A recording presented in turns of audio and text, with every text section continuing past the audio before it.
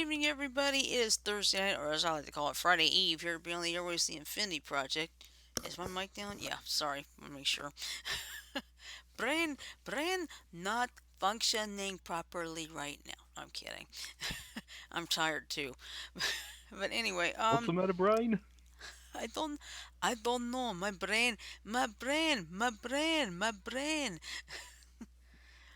All right. Well, anyway, sorry we're a little late. We had a little bit of technical difficulties, but we're all good now. Because thank goodness Twitch doesn't have a time limit. Anyway, since it is Thursday, it's our Thumbs Up Thursday wild card, and tonight it's attention to one. And instead of having a serious issue, which we've had too many of those lately, we're gonna have some fun tonight. We're going Ghostbusters tonight.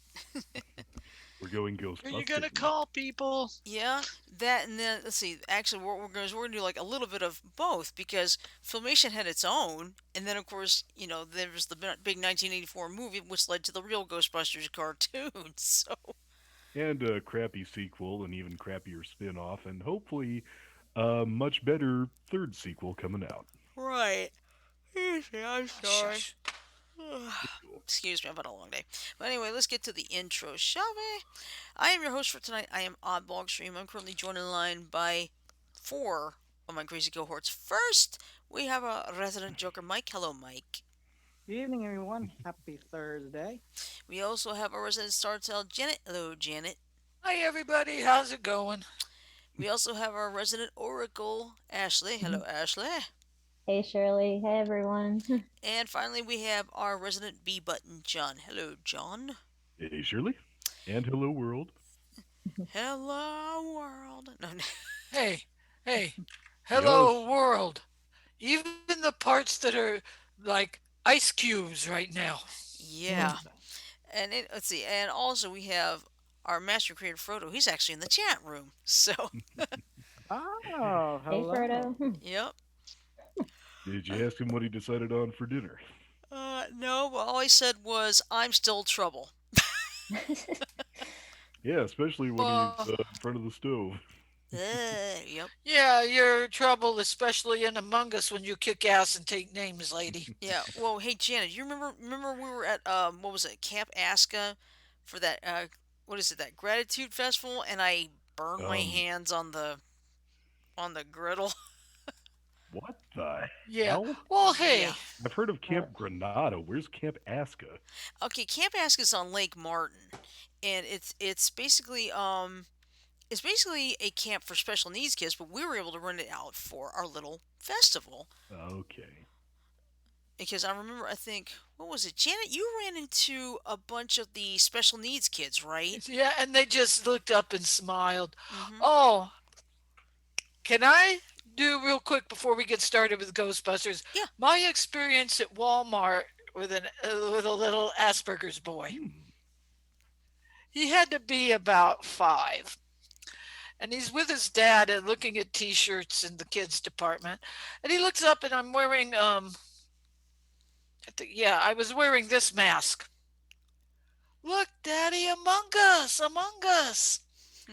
Turns out that and then I go down to talk to him, and then Dad said, just real quietly, he has Asperger's. So I just nodded at Dad, and I carried on a 5-minute conversation with a 5-year-old kid about Among Us. Nothing wrong with that. That's a good But thing. he is high functioning. He was evidently high functioning enough to know how to kick butt as a sus. Hmm. Good. So Who knows? He joins us one okay, day. He could get all of us, Oh, yeah. and next. I'd be okay Okay, with that one. that's done. That wasn't even Ghostbusters Oh I no, had related. that's a, okay. That's fine. I had to show you guys. You guys know who Eugene Merman is? no. No. You ever heard of Nope. a show called Bob's Burgers? Oh Yes. Yeah. gotcha. Eugene Merman is the voice of Gene. Oh, okay. Here's the thing: in real life, Merman is a comedian. One of his spiels was about going to a book signing where he had an encounter with an ASD child that caused him to believe that God is an autistic 12-year-old boy. Aw. I am not making this up. Hmm. Okay. Well, that's not But all that. having said that, I think it's time to tell everybody we're ready to believe you. Yep. All So, right. are you able to get the Yeah, I was able. cartoon intro I found for you under fair use? Or I think we can do that. Let me go find it real quick. yes, Yeah, we can. I think as long as it's under fair use, we should be okay. And because Are I gotta you have to use talking about that opening we the looked um at last night. Yeah, the yes. um Now it CGI should one? be yeah, fair use because it is fan made. So right. Yeah. But the music But sounds I similar, think so when we we just want get to. through using it, Hmm. we should go back to the video proper and give the creator oh yeah. credit Yeah, of course. if they don't have the comments turned off. Right.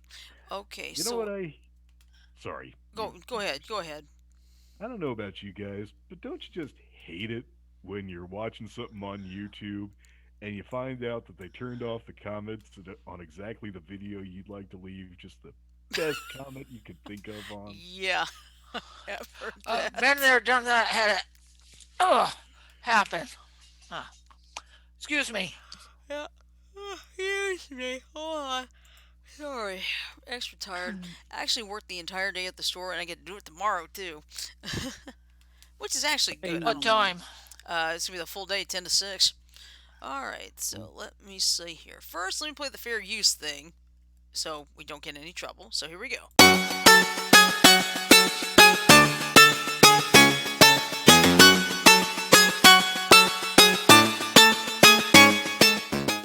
Last night in the Red Don't River. relax. You're fine. All right. So anyway, let me get to the picture in picture. And it looks like I'm gonna have to get it up again. Bear with me. I'm sorry. Let's see. Ralph. There, got it. All right. Can you hear me? Yes, we can Yeah. hear you Yes, we fine. can, Janet. Uh oh. What's the matter? I think her thing's messed. Janet, can you hear me? Okay. Yeah. Okay. Just want to make sure. All right. So, folks, we're gonna show you something. This was a fan-made Ghostbusters intro in 3D style CGI. Get So ready for past meets future. here we go. I find the only thing I find flawed with it is you had a hard time seeing the ghost's eye until he bent over and came toward the camera. Yeah. That's my only complaint about that.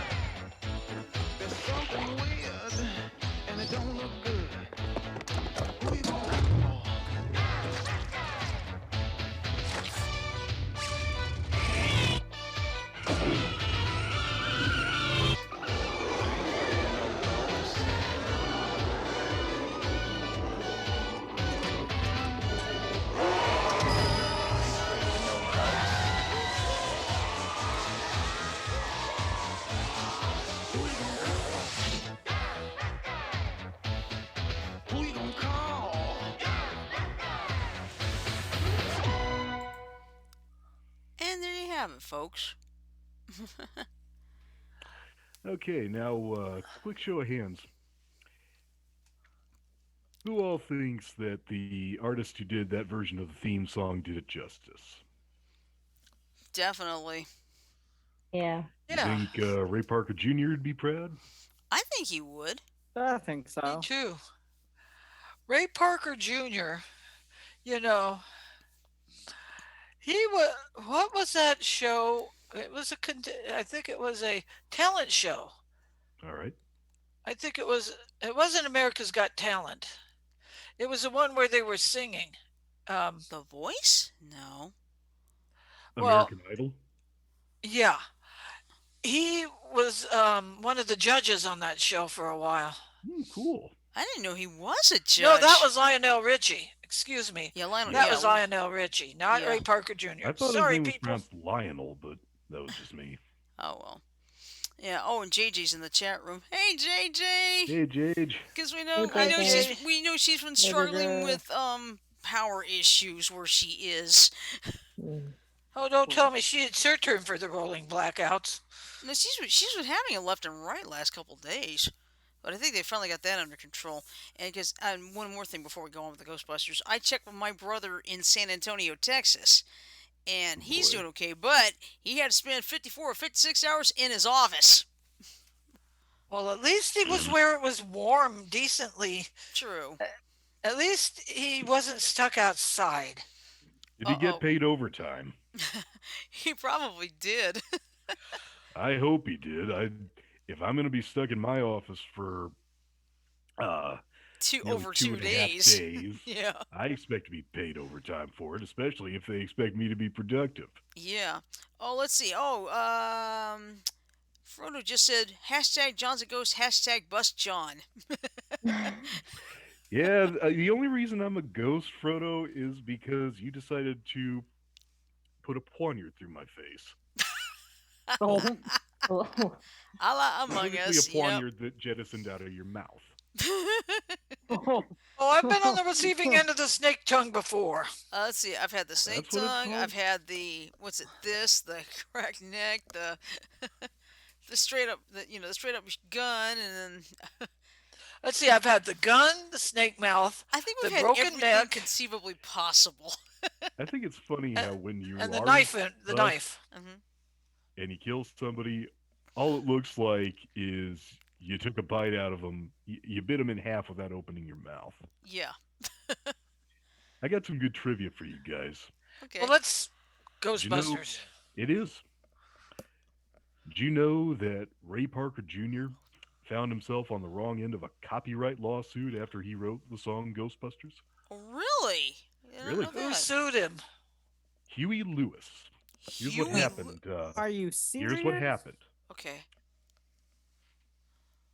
If you listen to the bass line of the song Ghostbusters, it Hmm. is distinctive. When Huey Lewis heard it, he thought it sounded like a different key version of the bass line to his song I Want a New Drug. So he Oh. took him to court for copyright infringement. Okay. As I've always liked the song "I Want a New Drug," and I like that song too. in a way, Well, way. the bass line, Hmm. I'll sing it in a register higher than what it normally does, otherwise you wouldn't hear it. Right. Bass line goes in that song goes like this.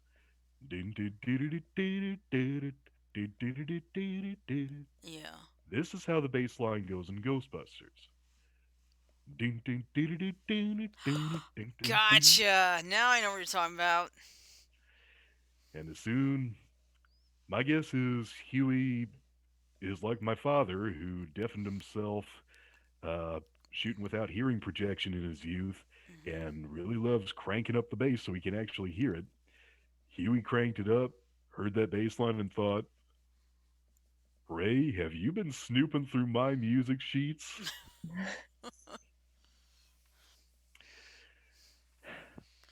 Oh boy. It's amazing how something so you would think it's like it would be so subtle would make such a big deal. Like the old make a mountain out of a molehill type routine. Well, here's the thing, Janet. You know Weird Al Yankovic, right? Oh yeah.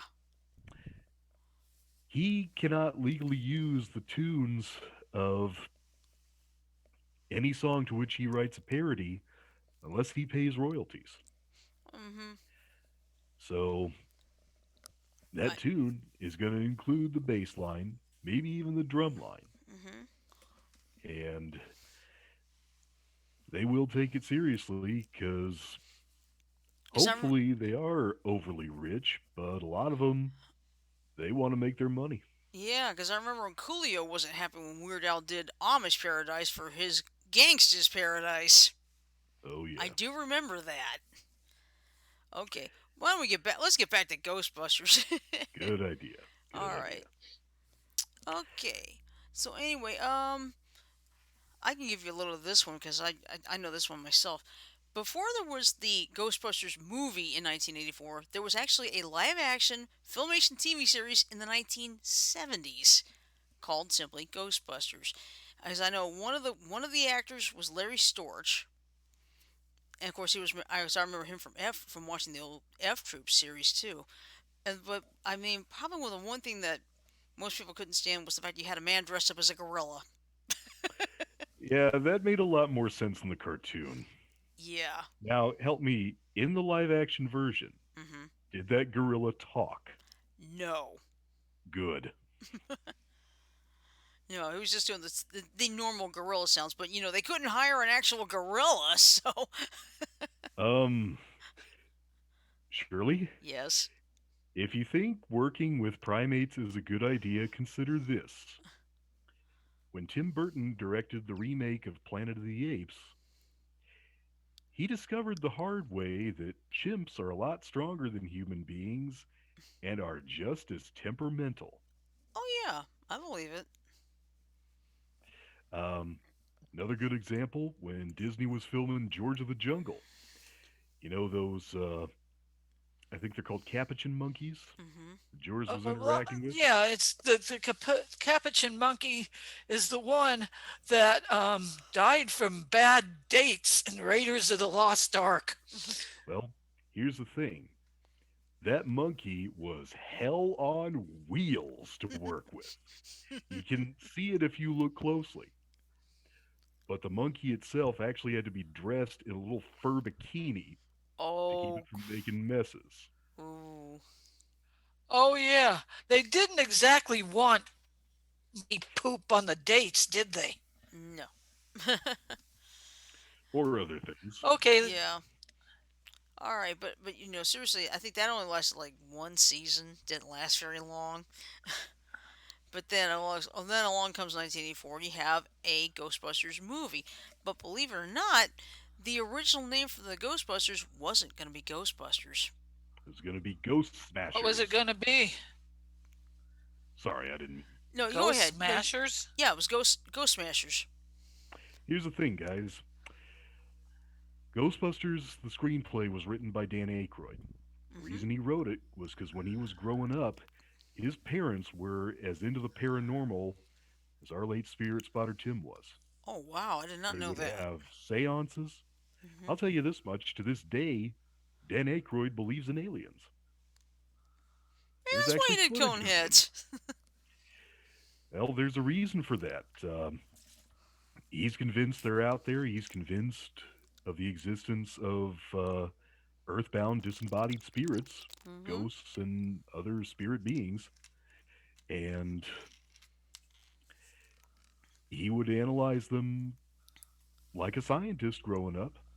And he thought, wouldn't it be funny if he actually had scientists successfully busting ghosts the way they would do in the old movies? Because I'll tell you this much the first Ghostbusters series Hmm. was preceded by a large number of Abbott and Costello style movies about ghost hunting and ghost busting. Oh yeah, I remember seeing a clip. I can't remember the title of the one with Abbott and Costello. But they fucking shit scared out of them. Hmm. They got the shit scared out of them on a lot of occasions. You ever heard of Abbott and Costello meet Frankenstein? Yes. Yeah, How about Abbott and and Costello they, meet the Wolfman? Yep. the Wolfman, Dracula. They even met the Invisible Man, oddly enough. Hmm. Uh, Yeah, All right. Speaking of the Invisible Man, sleeping in your bed. Who here's you gonna call? the Ghostbusters. Yep. Here's Well. something funny, guys. Okay. I'm sorry, Shirley. I got trivia out the ass on this. I hope that Oh wasn't. boy. I hope nobody's Haha. gonna. You're fine. Hey, this is The Ghostbusters special, night anyway, so go for it, Yeah. John. the special effects in that movie were and at the same time weren't revolutionary. Hmm. Oddly enough, they used the same photographic effect for the ghosts that they did to create the effects in the old adaptation of H.G. Wells' The Invisible Man. Hmm. What they did in there was they took the actor playing the Invisible Man and dressed him all in black, covered him in black paint, and filmed him against a black background, wearing clothes and doing other things. Oh, kind of like the And forebear of the old green screen routine. exactly. And they'd use double exposure to put his image on camera. And they did amazing things with that. They actually had a scene with in either the Invisible Man or one of its sequels with the Invisible Man taking a bath. Hmm. What? I'm not making this up. No, I believe There's actually a scene where the guy, he's invisible, but he's sitting in a bathtub and you can see him lathering up his limbs. you. They did Okay. that, dressing him in black lycra, painting him black all over, black grease paint, putting him in a tub against a black background, Mhm. and going from there. Okay. Well, I just found something. It says supposed to be 10. They actually came up with 18 lesser known facts about Ghostbusters. Now, I have a feeling, John, you probably know some of these. Yeah. Maybe. I'll Let's tell you see. something funny about number 18. Okay. Sigourney is not Sigourney Weaver's real first name. I believe that. Her real, her given name was Susan Alexandria Weaver. Ah. Interesting. I'll also tell you something. Despite all the characters she's played, she's afraid of spiders. I believe that. And she has described her fear as being almost childish. All right. Uh, Okay. But yeah, let's see. Number 18. A few years after her iconic portrayal as Ripley in Ridley Scott's Alien, she had been eagerly wanting to do a comedy, so the actress decided to audition for the role of Venkman's love interest, Dana Barrett, in Ghostbusters. As the story goes, rather give a traditional audition, the sci-fi queen opted to do a wordless scene that involved her transforming into one of Gozer's monstrous terror dogs. During a conversation with Vanity Fair in 2014, she recalled her unforgettable audition for Ghostbuster director Ivan Reitman. I remember starting I remember starting to growl and bark and gnaw on the cushions and jump around. Ivan cut the tape and said, "Don't ever do that again." Now, the Oh, question is, was he scared or was he feeling something he felt he shouldn't? Good question. I'll tell you something funny. Since you made me think of it, this may be one of them. Gozer the Gozerian was originally supposed to be played by Paul Rubens. Pee Wee Herman. Originally, he was supposed to look like a nondescript man in a suit, and they considered Paul Rubens for that.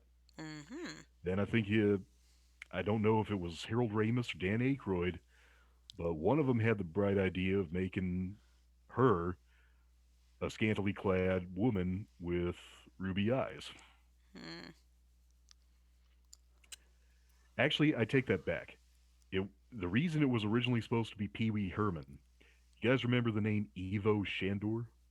Mm. No. mm, He was the guy in Ghostbusters who designed the building that was the gateway to Gozer's realm. Oh, interesting. Originally, he was Gozer was supposed to take the form of Ivo Shandor, Hmm.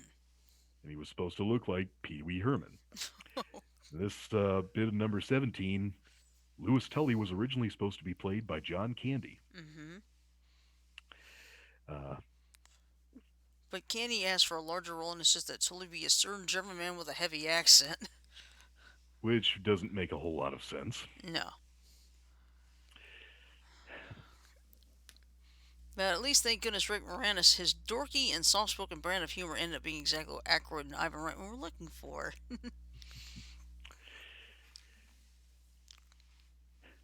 Yeah, let's see. Number 16. The Hook and Ladder 8 building that served as the Ghostbusters HQ in the movie is a popular tourist attraction in New York. What some fans might be surprised to learn is the building is actually should be to learn is the building is actually a fully functioning firehouse and has been around for more than a century. So the interior was shot in an abandoned fire station in Los Angeles.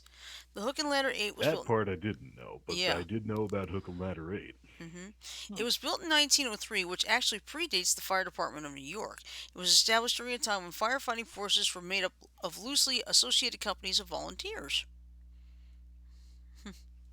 Then see, number 15, the one of a kind Ecto 1.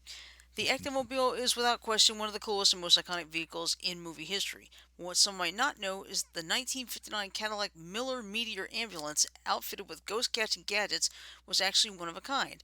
Unlike Back to the Future, which used three different DeLoreans during filming, Ghostbusters only designed one Ecto 1 due to a busy and rushed filming schedule. As luck would have it, Oh, nice. the iconic vehicle actually broke down during the final shot of it driving across the Manhattan Bridge. But with production already wrapped by then, nothing had to be cut or reshot. I'll tell you some good trivia on this one. Okay. In Aykroyd's original screenplay, the Ectomobile was supposed to be capable of traveling both through space and time. Yeah, because it was supposed to be set in the future, I think. So, Well, it may have been. The idea was, see, originally Aykroyd wanted Ghostbusters to be almost like several Ghostbusting movies, or mhm, perhaps like several episodes of the real Ghostbusters strung together. mhm, They basically were supposed to be going after, um, what's the word I'm looking for? Main antagonist level mhm. ghosts. Ah, And among other things, these ghosts were not limited by time, so they had to make the Ectomobile a partial time machine. hmm. I'll give you something else good. I think I may have already told you guys this. You know the siren for the Ectomobile? Mhm. That sound effect was made by recording a cheetah snarling, playing it backwards, and varying the pitch. Oh well, Ah. smart. Yeah. That is smart. And let's move on to the next one. Yeah. Number 14, a green peanut. The visual effects team for Ghostbusters was only given 10 months to design, build, and shoot every special effect needed for the film. So when the shot of Slimer floating around a chandelier in the Sedgwick Hotel wasn't working out, animation supervisor Terry Windle came up with a clever yet crazy idea that involved spray painting a peanut green in order to mimic the second long shot of the hungry green ghost. Windle's resourceful filming technique worked perfectly and ended up being included in the film's final print. So Okay. Slimer's basically a floating peanut. Just for one scene. Yeah. Originally, Slimer was known as the Onion Head. Oh well. There's actually a deleted scene in Ghostbusters where a pair of newlywed patrons at the Sedgwick see Slimer off camera engaging in poltergeist activity.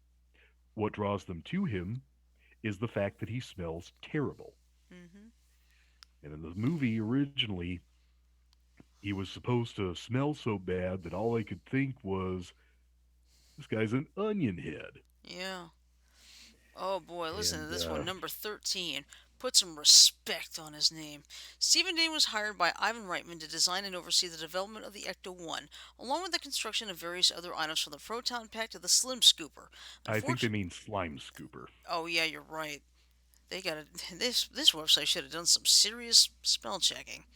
Let's see. Oh, Unfortunately, during the final credits, it was discovered that Dane's name had been misspelled Stephen, Steven Dane, and he was listed as a hardware consultant. Considering Dane was responsible for the design and creation of the Ecto 1, along with the particle thrower, gigameter, and slime blower, incorrectly spelling the man's name and grossly underappreciating Dane's contribution to the film seemed like a slap in the face, especially considering he finished everything asked of him in 2 weeks. Definitely not cool. Okay. Not to disrespect this guy, I do need to say something real quick. This is a little bit of a backtrack. Sure. Do you guys know who played the voice of Slimer?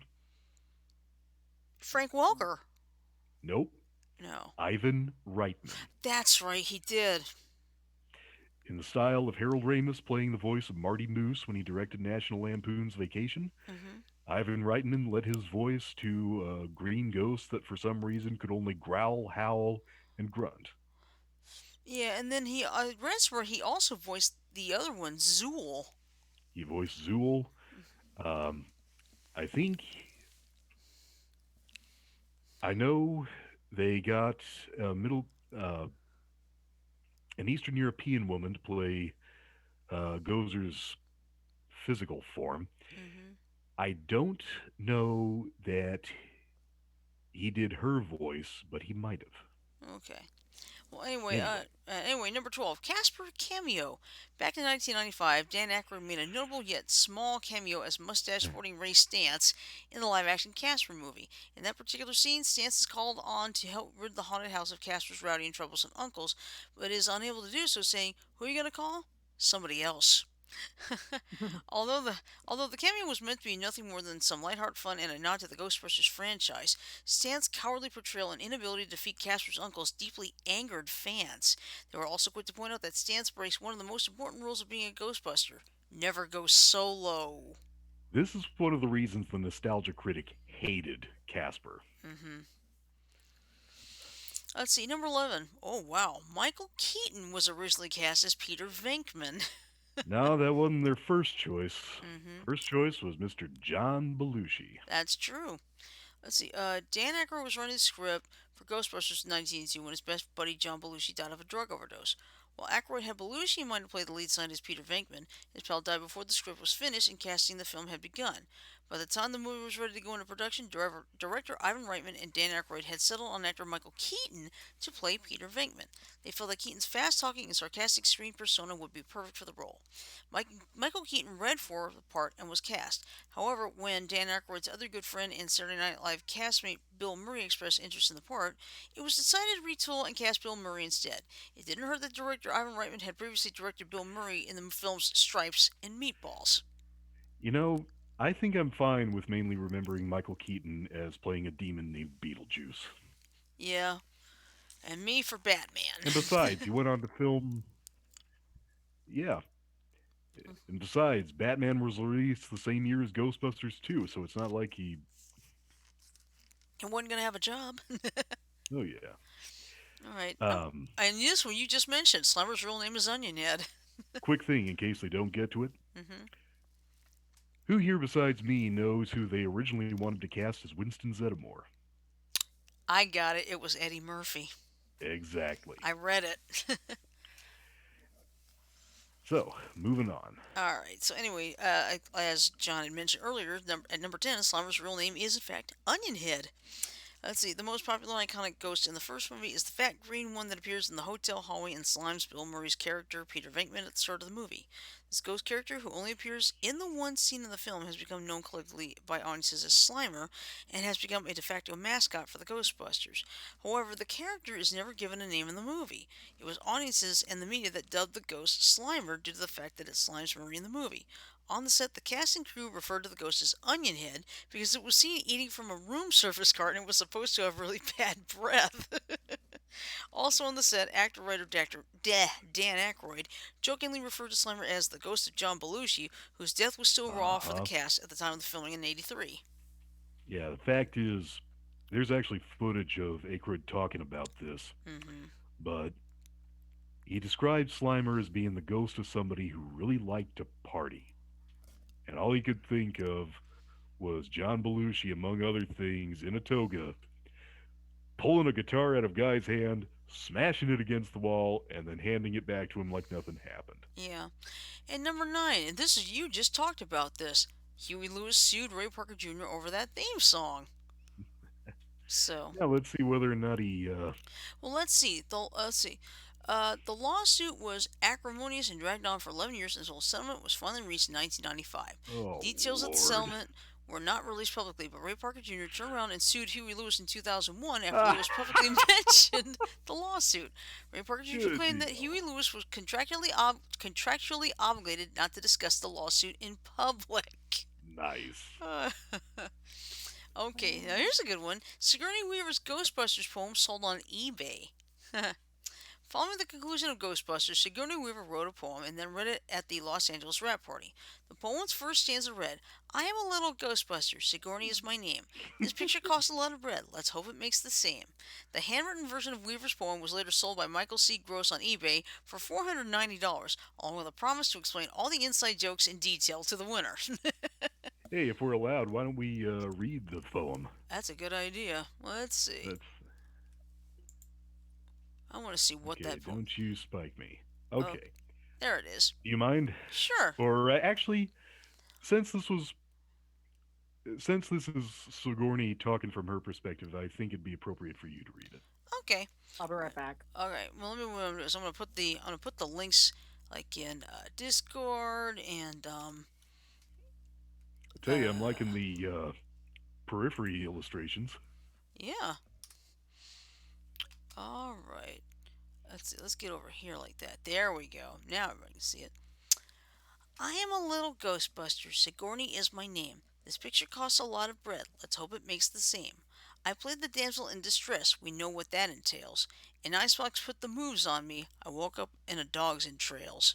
I was attacked by leaping eggs, molested by a chair. Levitated more than once. Laz Bob Joe. It's okay. Blown away and barbecued, devoured by a terror pooch. I crawled out of his haunches, and Peter Venkman gave me such a smooch. I think in every dangerous scene I had some part to play. My thanks and affection to special effects, you really blow me away. I've always felt so much support and humor in this crew. To each and every single one, I'd like to say thank you. Our cast is an ensemble. Ernie's nice and Anne's a honey. Ivan is always quick to laugh. Bill Atherton and I are never funny. I have a You know crush who on Bill Atherton is, right? for her husband. No, Bill Atherton, William Atherton, is the guy who played Walter Peck from the EPA. Oh, okay. I have a crush on Harold, and Danny is a dream. Moranis is my demon, and Ivan makes me scream. He has me growl and pant and snarl, and roll my eyes and more. Perhaps this is the break I need to move into hardcore.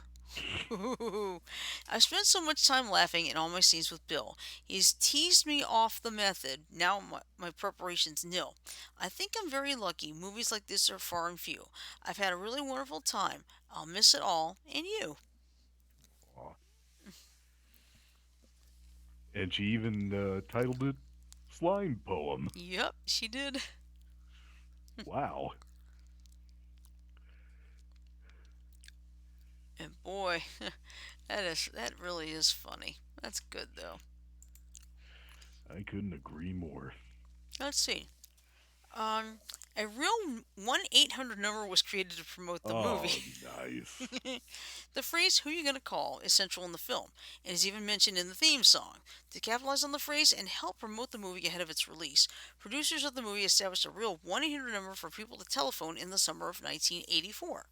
The phone line featured a pre-recorded message by Ghostbusters stars Bill Murray and Dan Aykroyd.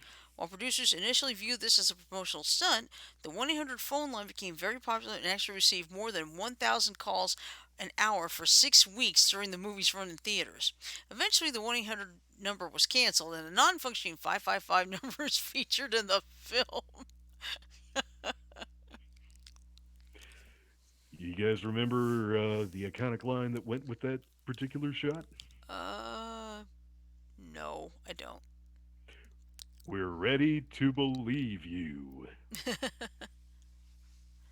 Let's see, number 6. The phrase "I've been slimed" is never said in the movie. Let's see. The most popular catchphrase from Ghostbusters is never actually said in the film at all. In 1984, T-shirts and baseball hats everywhere read "I've been slimed" in reference to Ghostbusters. In particular, it referenced the scene in the movie where Bill Murray gets slimed in the hotel hallway by the ghost known as Slimer. However, in the movie, Bill Murray actually says, "He slimed me."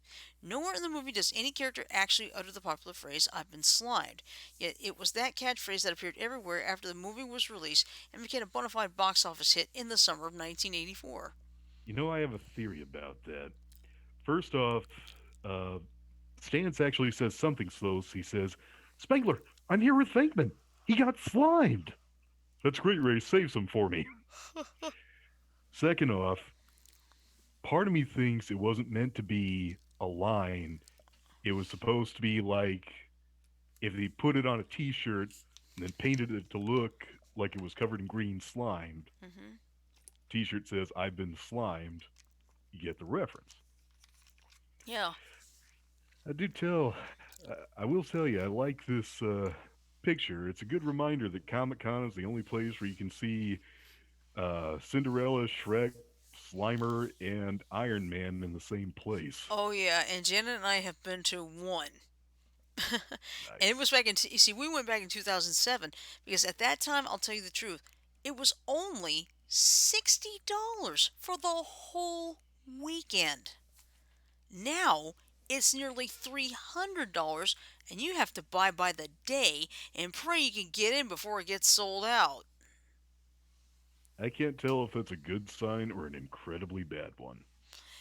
Well, I mean, a lot of people can't afford it, but you see, last year with the pandemic going on, they were able to make everything virtual. And it's like it gave people a chance to give a bit of of the San Diego Comic Con experience without having to spend a cent, without having to go anywhere. Nice. And they did that with Dragon Con too. A lot of the cons actually did that last year.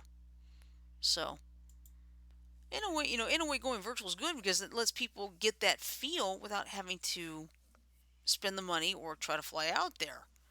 Yeah, that is true. All right, let's see. Next up, the proton packs evolved over two films.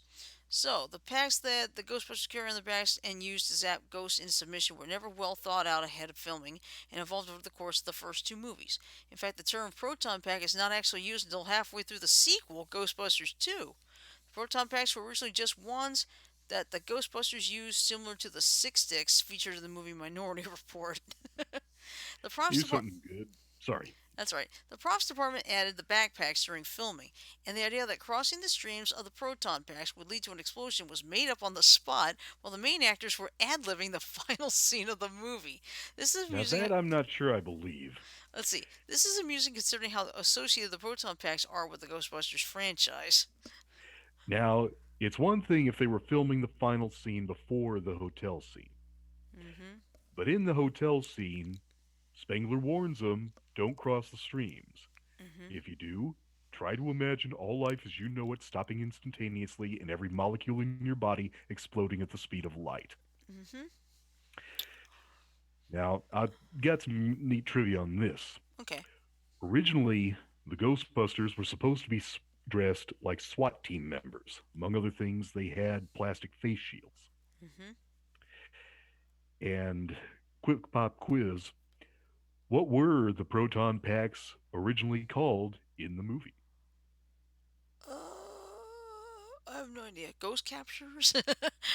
Unlicensed nuclear accelerators. Ooh, interesting. This is a line you might remember. Okay. It's just occurred to me we've never actually had a proper test of this equipment. I blame myself. So do I. Well, no sense worrying about it now. Why worry? Each of us is wearing an unlicensed nuclear accelerator on his back. Yeah. Okay, let's get ready. All Switch right. me on. Okay. All right. Next up is something you had already mentioned. Ivan Reitman is the voice of Zool. And let's see, it's one of the most memorable things from Ghostbusters, and if you ever wondered who performs the voice of Zool in the movie, it's the director himself. During post-production on the film, Ivan Reitman was looking around for an actor to voice Zool but was having trouble finding one. Out of time and with a release date for the movie fast approaching, he decided to perform the voice himself. Using his best baritone, he performs the voice of Zool and did it so well that the cast and crew members were blown away when they saw the final version of the movie. Many people involved in the production didn't realize it was him doing the voice. I'll tell you something funny in line with this. The guy who played Vigo the Carpathian, Wilhelm von Homburg, had his voice dubbed over too. His voice was dubbed over by the late great Max von Sydow. Oh. There's actually footage of him, of Wilhelm reading his lines, and you can tell his voice just wouldn't have worked. Mm-hmm. All right, let's see. And let's see, this was already mentioned. Eddie Murphy was originally cast to play Winston Zedmore. Now, the problem was he was contractually bound to star the in a 1984 movie called Beverly Hills Cop. And when a scheduling Am I conflict falling arose, asleep or what? wake up. I hope it's not because of me. Oh no.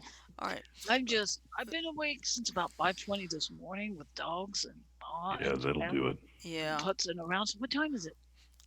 It's Not Well, fine. we did start a little later too. Yeah, we so- did. So we're fine. It's no. Am I snoring? Am I making noises? No. No, you're good. Yep. You're fine. All right. Well, anyway, Eddie Murphy had a bow out of the movie and was replaced by actor Ernie Hudson. This missed opportunity was made center by the fact that the criticism leveled at the character of Winston Zedmore is that he has no real personality in the film, as played by Ernie Hudson, is not funny. Alas, fans are left to wonder what might have been had Eddie Murphy been able to take the role. Okay, I don't think I could have liked Winston if he'd been played by Eddie Murphy. Yeah, because The it would have made it. fact I think it is, would have made it too funny, and that wouldn't have worked. I'm well, I don't think he would have made it too funny. I think he would have tried too hard to make it funny. Yeah. Eddie Murphy was good in. Didn't he do Coming to America? Yes. Yeah. He did good in that role, but somehow I cannot picture him as Winston. Hmm. I can't think either. that Ernie Hudson did a good job. Yeah, here's the thing, guys. The point of Winston's character was that he was supposed to be a straight man who was thrown into the mix and getting acclimated to the concept that goes surreal. Hmm. And he played it well because like I said, he was supposed to be a straight man. Right. And Eddie couldn't have done that. He was so No. used to being a foil himself, he couldn't do that. Hmm. Now let's see. Let's see. Bill Murray made no money from the movie. Made on a budget of $30 million, Ghostbusters went on to gross nearly $300 million in 1984, an astronomical sum. In fact, Ghostbusters was the highest grossing comedy in movie history until Home Alone supplanted it in 1990. Yet, despite the movie's success, star Bill Murray didn't make any money off arguably his most financially successful movie. This is because rather than take a paycheck for Ghostbusters, Bill Murray negotiated with Columbia Pictures to finance his personal pet project, a remake of the movie The Razor's Edge, about a World War I veteran who goes searching for the meaning of life after being scarred by war. Bill Murray co-wrote the script for his film version of The Razor's Edge, and it was his first dramatic role. Released in October 1984, The Razor's Edge was a critical and commercial bomb. Made for a budget of $12 million, it only grossed $6 million in theaters. Audience and critics were not ready for a serious Bill Murray, especially after he cracked up everyone earlier that year in Ghostbusters. In other words, All I can say is he was trying to sorry. avoid being he was just trying to avoid being typecast. All I can say is, in the words of the Electric Light Orchestra, a fool and his money soon go separate ways. Oh yeah. Let's see. Of course, number one, we've already mentioned this. The movie was originally called Ghost Smashers and was set in the future. Now, Dan Aykroyd started writing the screenplay for what would become Ghostbusters in 1981 and spent nearly 2 full years on it. The movie's original title was Ghostbusters, and the screenplay was nearly 500 pages long. Told you. That is a novel. No, that's He more. wanted. Gozer was supposed to be one of many villains Hmm. who could, among other things, travel through time. And Yep. he. Yep, the original story was set in the future where there were many different teams of Ghostbusters competing against one No, another. you just came in here, dog. Uh, What's the matter? oh, let's see. Anyway, Ivan Reitman found the screenplay way too long and convoluted, and he hated the title. Actor and writer Harold Ramis was then brought in to help Dan Aykroyd focus on the script. It was Harold Ramis' idea to turn the movie into what he called a going into the business film. After much reworking, the script became much leaner, and the title changed to Ghostbusters, and the rest, as they say, is history. Exactly. Got a question. How Mhm. did they choose the actor to play the Mr. Peck? Honestly, I don't know. The thing of it is, well, I think they wanted somebody who was, you know, okay, another Bob's Burgers reference. Mr. Franz, the school counselor, was just described in the scripts as being a big, tall glass of annoying. That's, I think, basically what they wanted for Peck was, I guess, a big, tall glass of pretentious asshole. Hmm. Oh God, he was a by the book asshole. Yeah. Yeah. And That's, my favorite scene with him was when he got nailed by the glob of marshmallow cream towards the end of the movie. uh-huh. My By When the the way, favorite. Ghostbusters yeah, destroyed by the way, that marshmallow cream was actually shaving cream. Uh huh. I'll tell you something else there. Originally, the Ghostbusters production crew wanted to use the Pillsbury Doughboy. But I think Pillsbury had something to say about this. Okay, Like, no, where are I we? don't Well, think so. Pillsbury thought the movie was so stupid and was going to be a disaster that they refused. So they invented the Stay Puft Marshmallow Man, and well, it was kind of like Thomas Edison after he discovered alternating current was the success it was. Yeah, It it's was like, like Mr. Stay Puft getting even with Ray mm-hmm. for eating him all the eating the marshmallows when he was a kid. Yeah, it was like it was like the situation with E.T., M&M's, and Reese's Pieces. The filmmakers wanted to use M&M's. M&M's said no. They asked Reese's Pieces, said yeah, we'll go for it. Reese's Pieces sales skyrocketed big time as a result. I'll tell you guys more about this. No, I'll tell you now. I'm pretty Yeah, go sure I ahead. can get away with it. You guys ever heard of an old alien movie called Mac and Me? Yes. Yeah. Mac and Me is what all uh, product placement happy businesses should have been afraid of. Mm, Mac and Me, what happened was they decided to take a leaf out of Spielberg's book to see if they could cash in on E.T.'s success. mm-hmm. So they made a movie about this, and this is compared to E.T., this ugly looking alien that, among other things, really likes Coke and Skittles. And the movie itself even has a minor dance number in a McDonald's. Mm. That is how much, that is how bad it was. I believe it. Sheesh. Yeah, but I then vaguely remember that movie. in 1985, the real Ghostbusters cartoon started on Saturday mornings on ABC, and it went syndicated and turned into 5 days a week later. Then, of course, Filmation came back in 1986 with its own Ghostbusters, but instead of the originals, they had like their sons doing it. Like you had Jake Kong Jr. and Eddie Spencer Jr. Tracy the Gorilla was still there.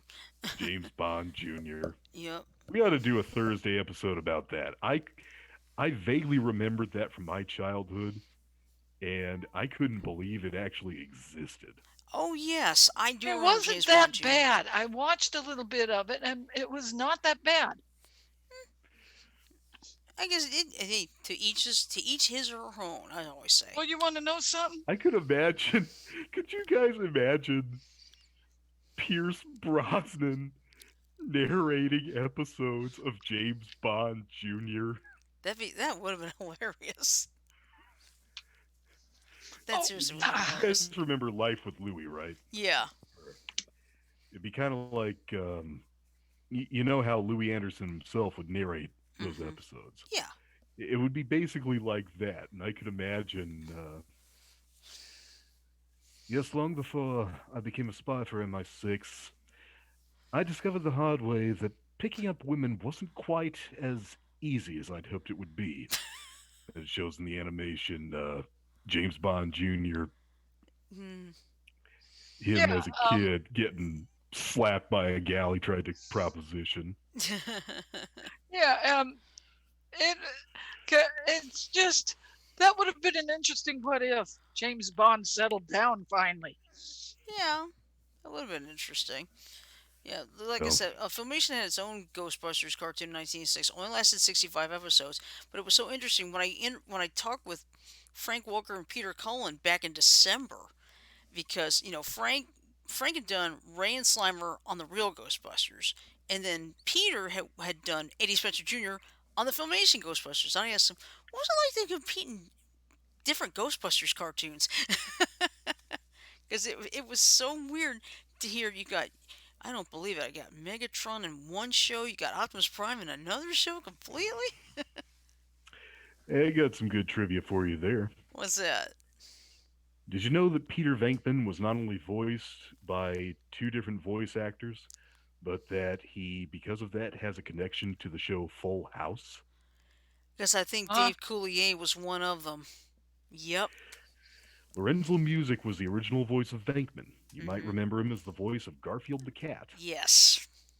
When Lorenzo passed away, they replaced him with Dave Coulier, and I think, in addition, Dave Coulier took over voicing Slimer.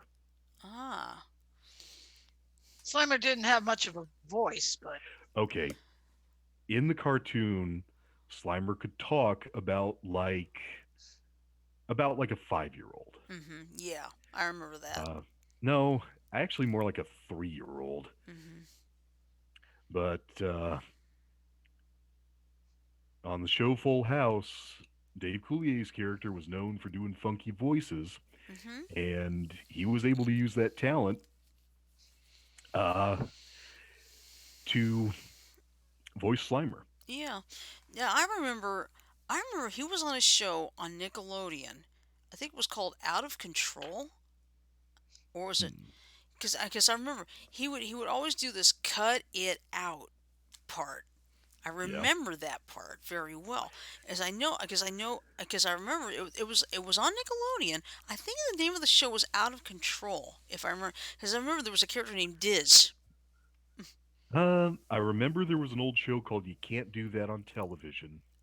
Oh, I love that show, but he was Um, not on that one. I yeah. remember. Tell me this, Shirley. Do you remember a show called America's Funniest People? Yes, he was one I of the still, hosts.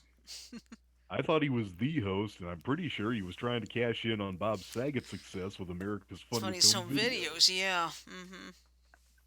but that show preceded. Right. Yeah. And I remember Uh, Coulier would do the voice of the jackalope, saying something about "You'll never catch me." I can't remember the rest of it, but exactly. hmm. Uh, oh, here's another good voice trivia.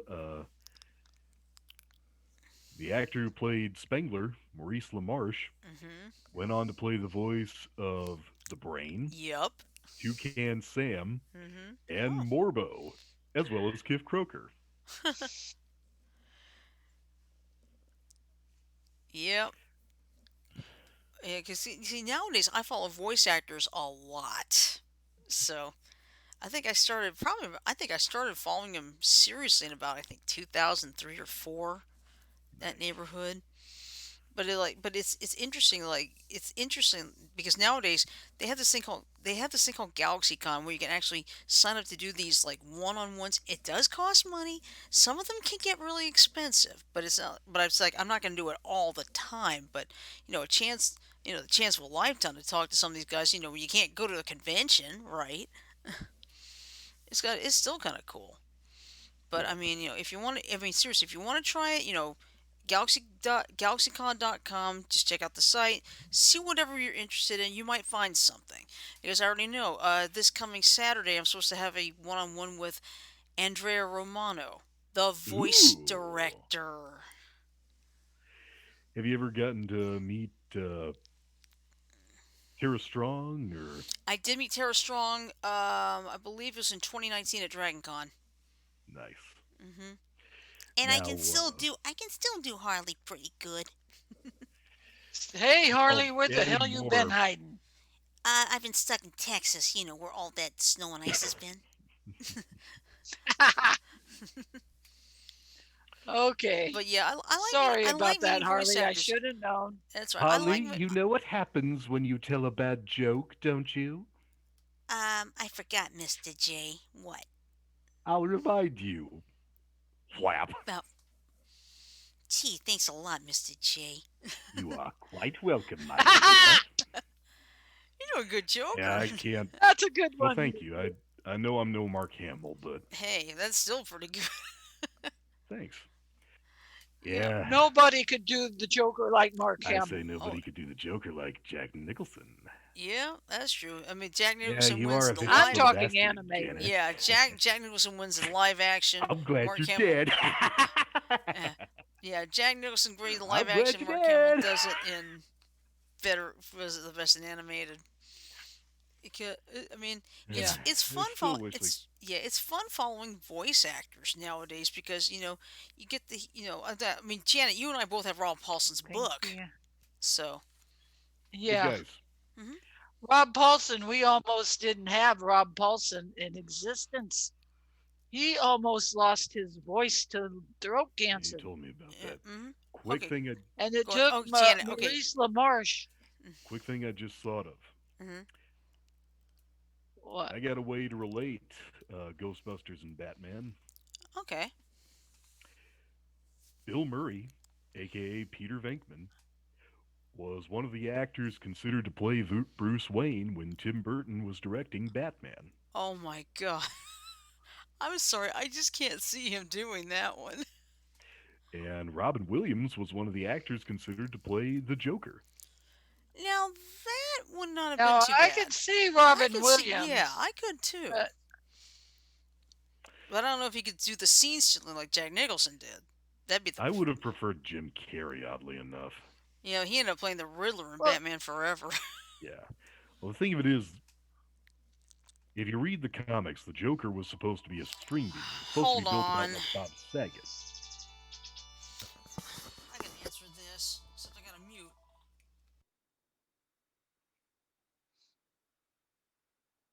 mm, Okay, that said, the thing of it is, Jim Carrey is over 6 feet.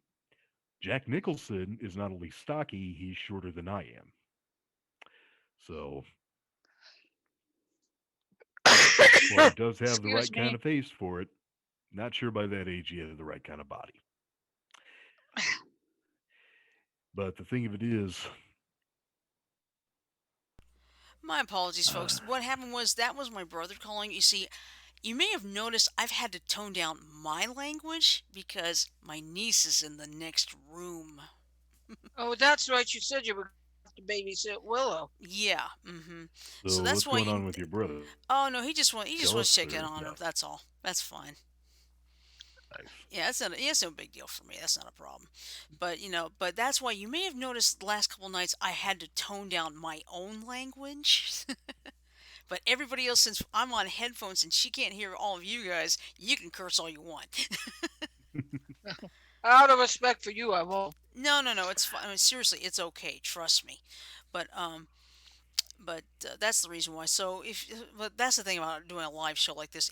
Things can happen. Like the phone could ring, or Mike, you and Janet You can could attest lose to this. power.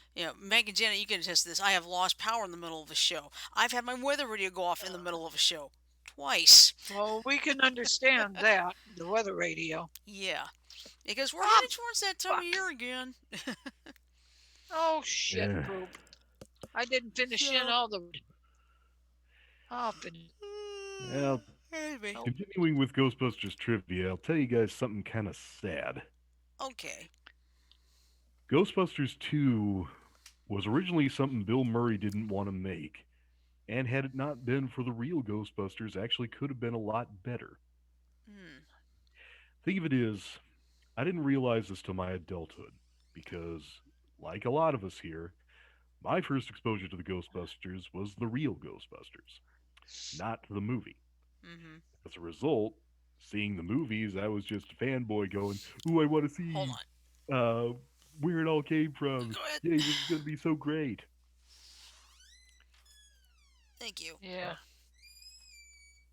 Yeah, I saw the movie before I saw the real Ghostbusters animation. Yeah. Well, Now the you thing you got. got to understand, Oh, go ahead. Janet, is the Ghostbusters movie predated my birth. And that's not the case for you or Shirley. Mm-hmm. Right. So, growing up, my first exposure was always the cartoon. Hmm. And Makes sense. knew about the movies, and I was just like, "Oh boy, I get to see the source material," and that was all I cared about. Then in my adulthood, among other things, I had some help from the nostalgia critic, but I discovered that Ghostbusters 2 was kind of crappily written. Yeah, it was a flop. And Yeah. I didn't part of the like reason Vigo.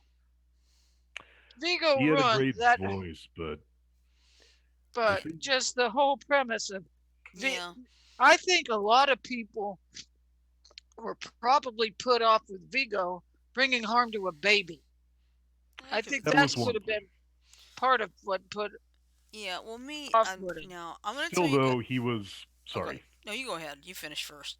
I did like the fact that he was the first Ghostbusters made antagonist who was an actual ghost, as opposed to, say, a demon masquerading as a demigod. Mm-hmm. Anyway, you were saying? Yeah. I'm gonna be honest here. I've Now, between the two sets of Ghostbusters, I've actually been a bigger fan of Filmation's version. Let me explain why. There's some parts of the real Ghostbusters and the Ghostbusters movies, it would go over my head. You know what I mean? It would get Oh, too yeah. scientific for my 10 to 11-year-old brain at the time.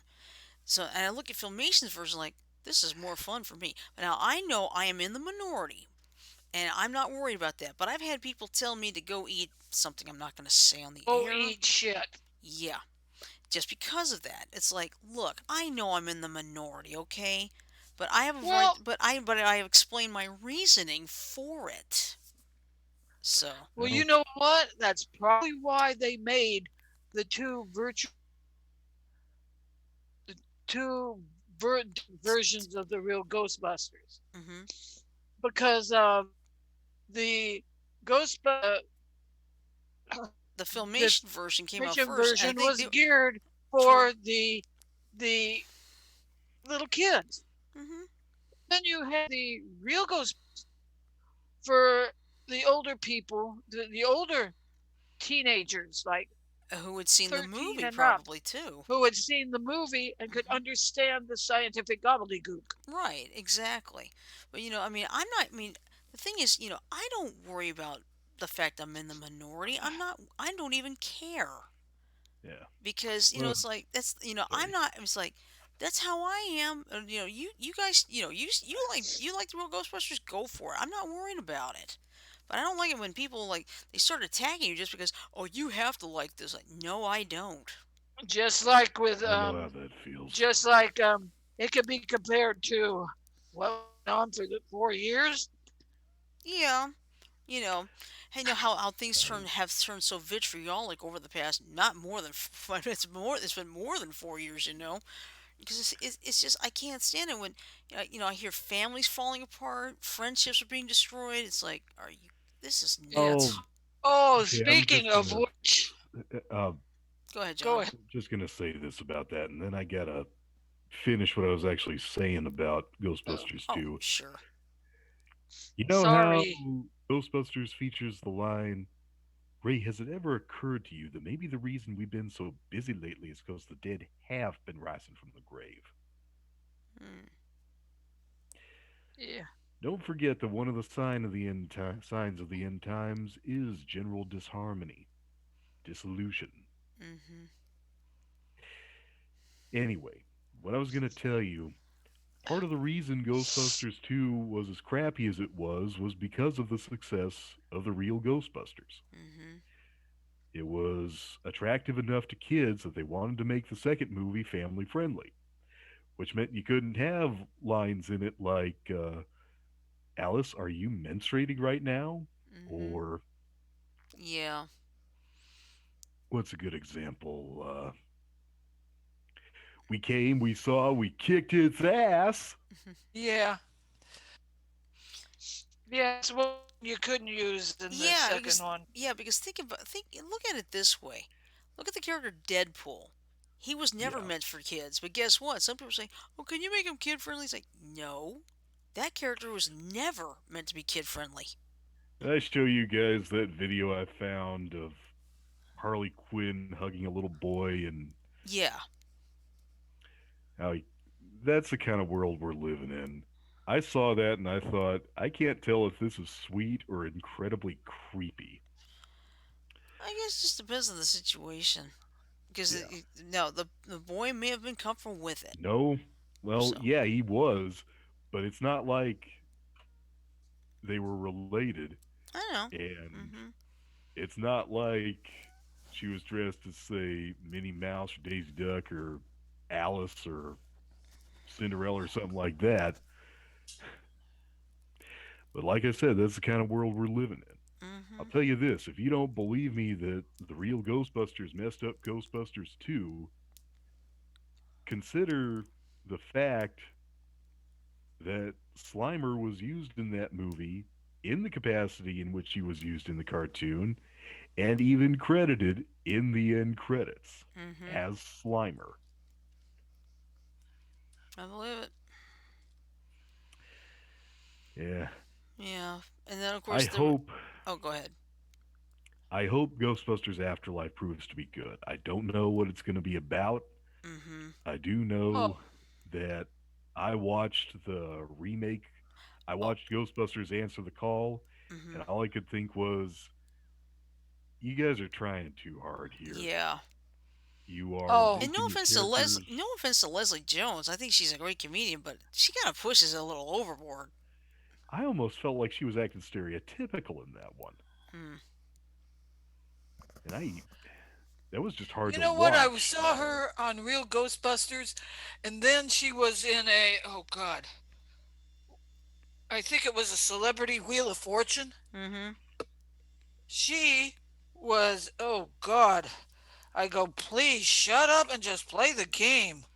Well, you have to remember this is a celebrity version, not the usual version. So No, but you can't expect it to be normal. it was either the celebrity version of Wheel of Fortune or of Family Feud. I can't It's remember probably. which. I I think it think it was was probably Wheel of. Family Feud. Well, it could have been Wheel of Fortune because I've seen her on there too. So. Uh huh. Okay, Maybe could have it been was both. with. Mhm. Yeah, but it in this day and age, like nowadays, it's like you have to like this or else. You know what I mean? Or I. else you're bigoted. Yeah. Because that was basically what was going on with Ghostbusters Answer the Call. They were saying, if you don't like this, you're sexist. If you don't like this, well, it's just like the original, only it's women. No, it wasn't just like the original. Mm-mm. No, Kristen it Wiig was was far supposed to from be the original. Kristen Wiig was supposed to be Venkman's analog. Mhm. She was inconsistently a straight woman and a bumbler. Melissa McCarthy, she was supposed to be Stance's analog. She was just annoyingly weird. She wasn't heartfelt. Mhm. Kate McKinnon, she was supposed to be Spangler's analog. She wasn't. If she had been more like Mayim Bialik, she could have pulled it off. But Mhm. she came across like an intelligent female version of Butthead. I wish I were kidding. And Leslie Jones, well, I've already said what I said about her, and I stand Yeah. by it. Mhm. And if that weren't enough, they, for some reason,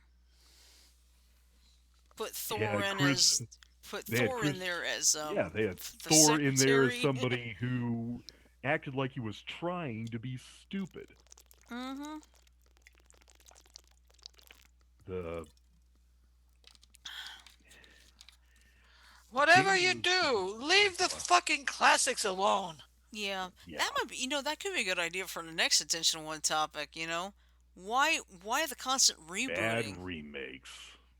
Well, you know Because what? look what they're trying to do now.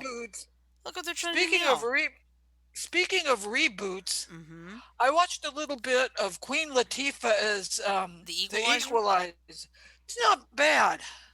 Well, I mean, a lot of people are It's saying, not a "Oh, direct. yeah, It was kind of like the Equalizer with with Edward. What was his name? More Edward somebody. Edward Mull. No, that's Knight Rider. Um, It was Edward.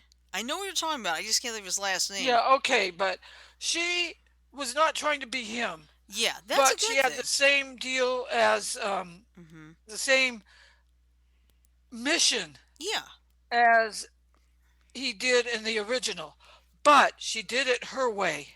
which I think is a And good thing. yeah, and it was decent. Mm-hmm. I would call that And a good thing because they let her be her. They don't. She's not trying to duplicate the original actor. And so, it's like it's almost like the Edward price. Woodward, Yeah, Edward Woodward, there that you was the go. original Equalizer. Yep, that's it. didn't Ed Woodward play the ghost of Christmas Present in the George C. Scott version of A Christmas Carol? He may have. He I'm gonna may look I have. that don't up. know. Yeah. I I think he don't know. did. And look at it this way. Look at the Price is Right. Okay, you had Bob Barker in there for such a long time, right? Now, Right. have Drew Carey come in there. He does things his own way. He never ever tried to emulate Bob, which is great. The only thing that he did to emulate Bob Barker is Keep promoting the spaying and neutering of pets. right. But everything else, he does it himself. You know, you have Barker's Beauties, but Drew, he never called. They were never called Drew's Dolls or Carrie's Cuties. Nothing. You know, he called them by first name. We now have male models on the show. Oh, yeah, and I like the one male model I see every morning too. I can't remember which one it is. I know there's two. He, I can't. he's the one that always wears the skinny jeans. Yeah, I Okay, forgot his we're name. getting off track here. Oh, it's all right. We're just about done with Ghostbusters right now, anyway.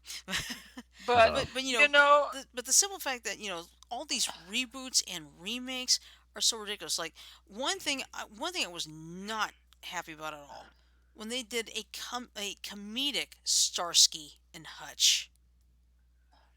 That was now, awful. yeah. I even, back when the real start, now you're going to laugh, but back when the real Starsky and Hutch was on, Mm-hmm. I had what I referred to as my Starsky sweater. Had That. basically the same pattern as the one Bill Glazer wore in the show. Mm-hmm. That's fine. That's okay. That's But perfectly you know, legit. My first childhood crush, Manimal himself, Simon McCorkindale. I was about 7 or 8 years old. I called it. He was in A Christmas Carol. Mm-hmm. all right. Oh, Good. come on, stop Yeah, it. If Be I because remember nice. right, one of Ghost. my sister's first childhood crushes, you guys remember Enzo? yes. My older sister thought he was hot. Are we talking about the character Enzo on reboot? Yes. Well, for Well, how not Hey, reasons exactly as a she was. child, but you know who I had a crush on? who? David Hasselhoff. Oh yeah. I went through the 16, 17-year-old phase where I had pictures of him on my bedroom wall. Ain't nothing wrong with that. Your brother said Pamela Anderson. I think he did. Nice. Oh, you know what? Another reboot I did not care for was when they rebooted Battlestar Galactica. Yeah, I but could not I mean, it lasted Starbuck as a longer. But female. yeah, they I made could not picture Starbuck as a female. I could, okay, and a female that chomped on a cigar. Although that's popular anymore today, is hmm women doing. yeah, because women are starting to prove themselves nowadays. So, because, but I mean, we're rambling off course, folks. But you know what? At this point, who Uh, cares? Can yeah, you wait to shut down till I get back from the bathroom? Sure, go ahead. well, that train of thought derailed in 1920. Maybe so, but we just about finished up on Ghostbusters anyway. What I do know is I know Paul Rudd is supposed to be in this new Afterlife one. So well, if I remember right, the main character is supposed to be an offshoot of Spengler's lineage, isn't she? I think so. Yeah. hmm Uh, But here's hoping it works out. You know, despite the fact that movies right now they're coming out both in theaters and unlike HBO Max or Disney Plus or such, because there's like a couple new movies coming soon on Disney Plus.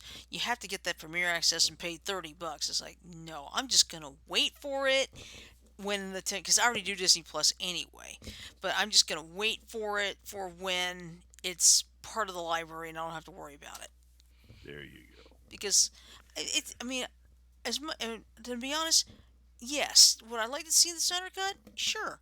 Do I want to pay that $15 a month for HBO Max? No. Sorry, you're not Yeah, unless they that's drop that price. I ain't gonna watch none of it there you go. because really, it's not like my life's gonna end if I don't see this. No, it will not. Yeah. because it's like I got better things to think about than worrying about the Snyder cut or all the DC. I remember when DC Universe started, they had all those shows. They moved them all down to HBO Max. But it's like that's why I got out of DC Universe. Period. It's like, what do I need it for then? But I'm not paying that $15 either. There you I'm go. not sure how much longer I'm gonna last, but What you talking I got about, a Willis? tummy. I got a tummy. Ooh, be careful about that. Uh, Diarrhea is one of COVID symptoms. yeah. Nope, it's not that. It's not diarrhea. Okay. All right. Okay. Okay. It's I fine. just had a. I made the mistake of eating baked potatoes instead of one. Ooh, gotcha. All right. Well, anyway, I think it's a good time to wrap up. Good idea. Good Because, idea. all right, so basically, of course, tomorrow's Friday. Our Friday Fun Day game du jour will be Cards Against Humanity. If it goes wrong, we go to Among Us as backup. Exactly. Because the honest truth is, for those you don't know, the last time we were trying to play Cards Against Humanity, it was fouling up badly for us. So, and I know one thing for sure. I can't wait when we get the Shell Shock Live again. Me neither. Because that was Oh, fun last jeez. time. It's just having to get used to shooting properly with the proper parabola. Proper what? Parabola. Parabola. Something I learned first in, I think it was like seventh grade. Oh, what was it? I learned Algebra. it in algebra. Yeah. Yeah, unlike you, I didn't have All algebra right. till I was a freshman. Okay. I will be back shortly. Don't end the call. Don't end the call once you end the show. Okay, I'm not going to. All right, but anyway, let me let me play the 10-second ending. Hold on.